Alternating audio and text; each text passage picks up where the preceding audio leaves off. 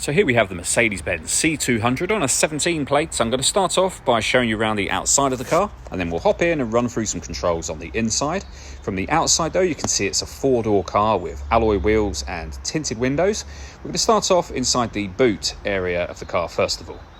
As you can see, as we approach the back of the car, we have plenty of boot space available. That can be increased should you wish to by folding down the 3 seats that you see there as well.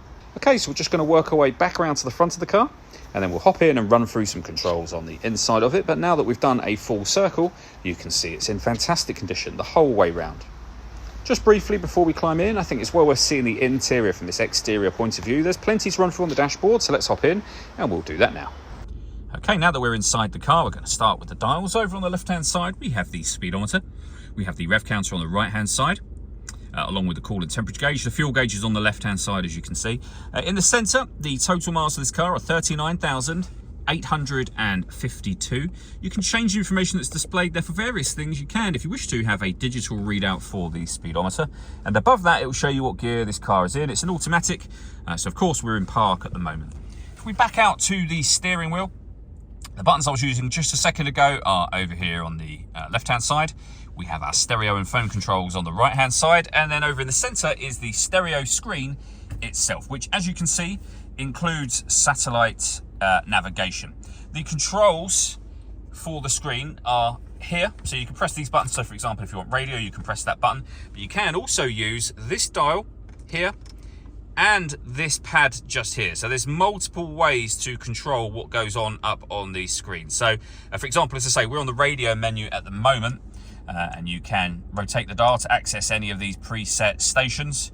You can jog the dial upwards, and as you can see there, you can access your various other menus along the top. So you can pair your telephone, your radio. Media is where you'll listen to your own music. So push that dial down, you're then in that menu. We can come down to devices, push the dial down, and you can see any devices that are connected to listen to music. So really, really easy system to use overall. And I mentioned that this car has got a full color reversing camera as well, and you can see that just there. It comes with the guidelines showing you what direction the car is headed in relation to the image shown on the screen. So if I turn the steering wheel, you will see that the markings will also turn with it.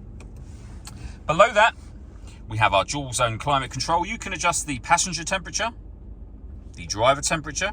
You can increase and decrease the fan speed from here. You can determine where you'd like the air to be distributed. And when you're happy with those settings, you can turn your air conditioning on and off. It's on, of course, when that light shows, or simply hit auto. The car will now maintain the temperatures you've asked for, which will incidentally show along the bottom of the screen, and it will do that for you by taking control of the fan speed and direction of the air. Beneath that, we have our CD player, the physical buttons for the controls I was going through just a moment ago. We have some storage in here, a couple of cup holders, and a 12-volt charging socket as well. The main volume for the stereo, you can turn the stereo on and off from here.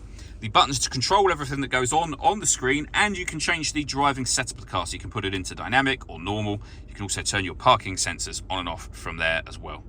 All that leaves me to say is thank you for taking the time to watch this video. If you'd like to come and see the car for yourself and have a test drive, please feel free to give us a call here at West Horsley Motors. We'd love to hear from you soon.